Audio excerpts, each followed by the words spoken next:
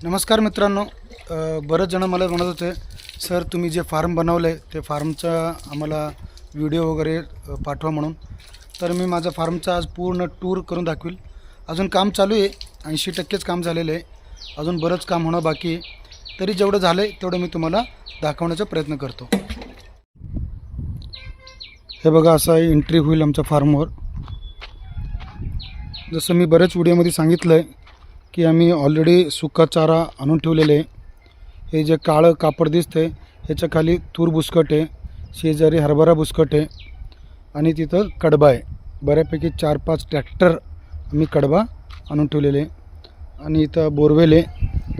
तुमच्या सगळ्यांच्या आशीर्वादाने बोरवेलला खूप छान पाणी आमच्याकडं. आणि हे हॉल बनवलं आहे. भविष्यात इथं ट्रेनिंग घेण्याचा विचार आहे किंवा स्टोरेज रूम काही आपण म्हणू शकतो त्याला. इथं वॉशरूम बाथरूम पण आहे. अजून काम चाललेले आहेत. जसं मी म्हणलो, इथं आमच्याकडे जे काम करतात त्यांना इथं स्वयंपाक करण्यासाठी एक खोली बांधली. इथं कडबा कुट्टी मशीन ठेवलं आहे.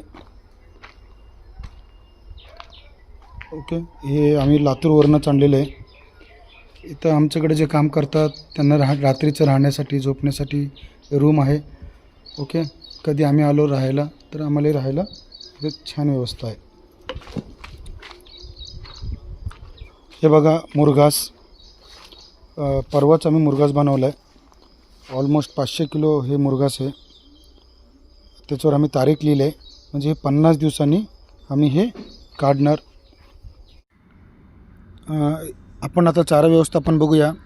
हे बघा, पूर्ण बांध्याला आम्ही शेवरी आणि सुबाबूळ लावून टाकले 3-4 महिन्याआधी. तिकडं नेपियर आहे. जे तुम्हाला समोर दिसतं आहे हे पूर्ण दशरथ घास आहे. सरीमध्येच आम्ही बियाणे आणून टाकले. हे बघा आता किती हाईटला गेले. उन्हाळ्यामध्ये लावले आम्ही, पण व्यवस्थित पाणी दिल्यामुळं हे बघा 6-7 फूटपर्यंत याची उंची गेलेली आहे. खूप चांगलं आहे. शेळ्यांना मेंढ्यांना सगळ्यात आवडतं चारा असेल तर तो दशरथ घास आहे. भरपूर क्वांटिटी आलेली. सध्या आमच्या फार्मवर 30च शेळ्या आहे, तरी पण तेवढं भरपूर झालं आहे. तिकडे मेथी घास आहे आणि तिकडे लास्टला नेपियर आहे. ऊसासारखं जे दिसते तुम्हाला ते हत्ती घास, आणि काही लोक त्याला नेपियर म्हणतात, हत्ती घास. आणि हे कंपाऊंड करतो आहे बघा. शेळ्यांना थोडंसं मोकळं फिरण्यासाठी आपण कंपाऊंड करतो आहे. शेळ्यांना उतरून हे कंपाऊंडमध्येच फिरतील. कंपाऊंडचं काम चालू आहे अजून, जाळी मारणं. एकदा जाळी मारल्यानंतर आम्ही शेळ्या कंपाऊंडमध्ये पण सोडू शकतो. हे बघा, जमिनीपासून 5 फूट उंचीवर घेतलेले आम्ही. भविष्यात तिथं आम्ही गावरान कोंबड्या सोडू शकतो. अजून तरी तसं काही विचार नाही, पण भविष्यात सोडू शकतो आपण. एक 50 कोंबड्या सोडायला काही हरकत नाही. जास्त सोडायच्या नसतात, इन्फेक्शन होण्याची शक्यता असते. एक आपण 100 सोडू शकतो. हे बघा, शेळ्यांना चढण्यासाठी असं स्टेप्स केलेत.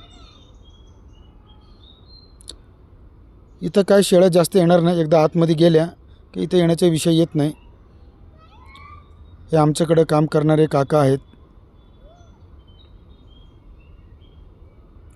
हा मुख्य शेड. हे उस्मानाबादी शेळ्या आहेत बघा. गाभण शेळ्या आहेत सगळे.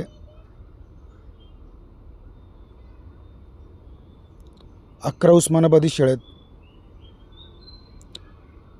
टोटल आम्ही 4 सेक्शन बनवले. सध्या 2 सेक्शनमध्ये शेळ्या आहेत. म्हणजे 2 सेक्शन, एका सेक्शनमध्ये शेळ्या आहेत, एका सेक्शनमध्ये फक्त बोकडाचे छोटी छोटी पिल्ले आहेत. हे गव्हाण केले बघा.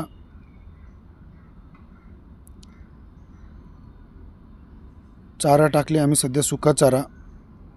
त्यामध्ये थोडंसं हिरवा मिक्स केलं आहे. तुम्ही असं मिक्स करून पण देऊ शकता. फक्त सुका चारा खायला शेळ्यांना थोडासा त्रास होतो, म्हणून थोडंसं हिरवं मिक्स करायचं.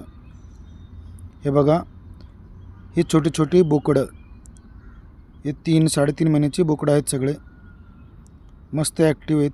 मस्त सेट झालेत.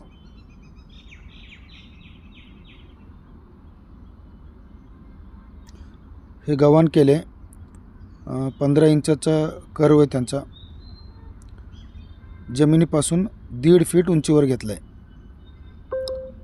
लोखंडी रॉड लावले जेणेकरून शेळ्या आतमध्येच असावा, त्यांचं फक्त मुंडकंच त्यातून आलं पाहिजे.